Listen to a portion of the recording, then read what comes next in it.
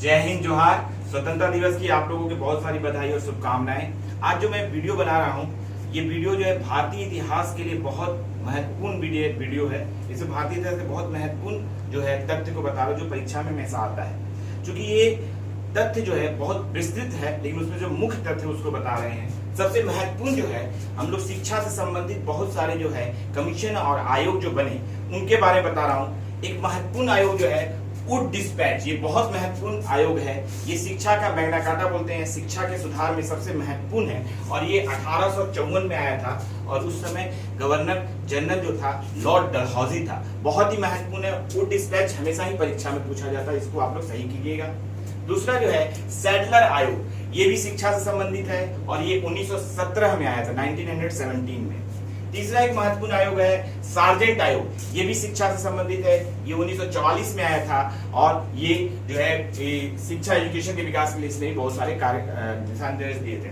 लेकिन सबसे महत्वपूर्ण है वार्धा योजना, ये महात्मा गांधी ने लाया था और 1937 में आया था। तो ये जो है गांधी जी के द्वारा शिक्षा के सुधार के लिए लाया गया था। जो भी बीएड कर रहे हैं बच्चे, वो तो ये सारी जो है कमीशन को बहुत विस्तृत रूप से पढ़ते हैं, लेकिन यूपीएससी के बच्चों को भी इसको विस्तृत रूप से पढ़ना पड़ता है। फिर एक महत्वपूर्ण है हंटर कमीशन, ये भी शिक्षा से संबंधित है। ये 1882 में आया था। उस समय जो है गवर्नर जनरल थे लॉर्ड रिपन। लॉर्ड रिपन जो है हमारे गवर्नर जनरल, अब वाइसराय कहे जाने लगे थे 1857 के बाद, आपको मालूम होगा।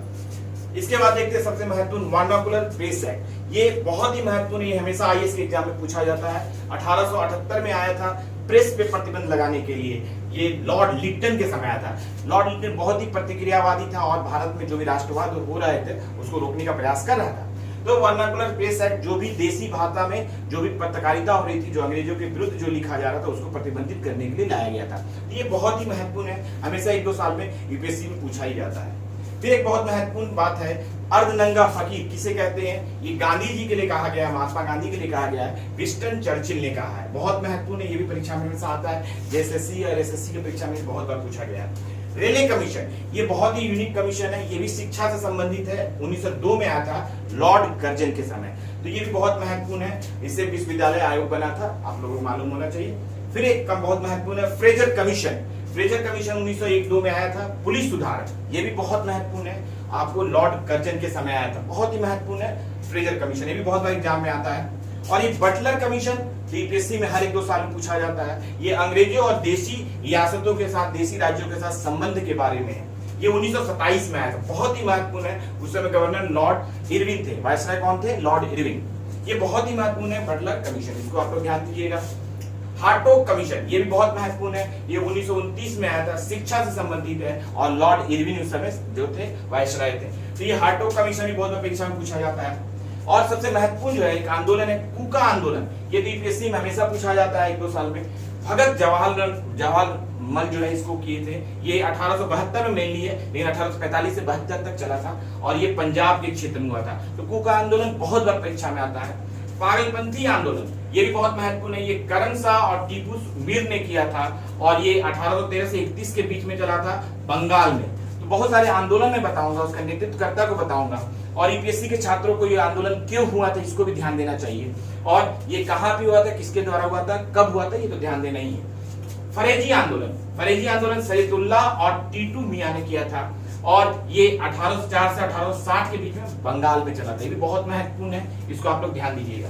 फिर एक बहुत महत्वपूर्ण है जो हम लोग सब जानते हैं, मुंडा विद्रोह, बिरसा मुंडा ने किया था। 1899-1900 के बीच में किया था, झारखंड बिहार के क्षेत्र में हुआ था ये। और ये सबसे महत्वपूर्ण है संथाल आंदोलन। संथाल आंदोलन जो है महत्वपूर्ण नेतृत्व करता सीधू और कानू थे और उनके भाई थे चांद और भैरव, इन्होंने भी नेतृत्व दिया था।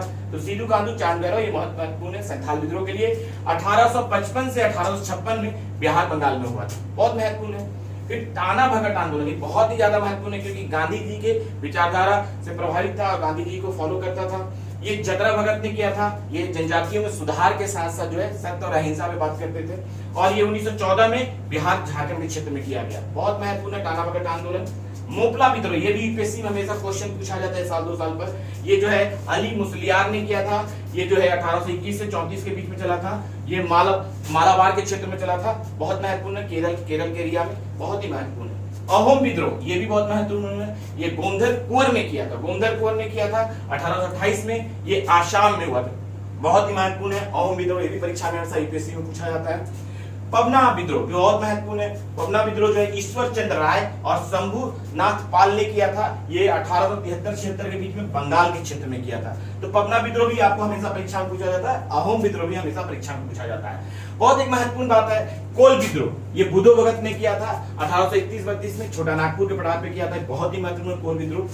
बेलू टम्पी विद्रोह, ये भी बहुत महत्वपूर्ण है। ये बेलू टम्पी ने किया था 1808-9 में। ये त्रावणकोर केरल में किया गया था। बहुत महत्वपूर्ण विद्रोह है। रामोशी विद्रोह चितर सिंह ने किया था।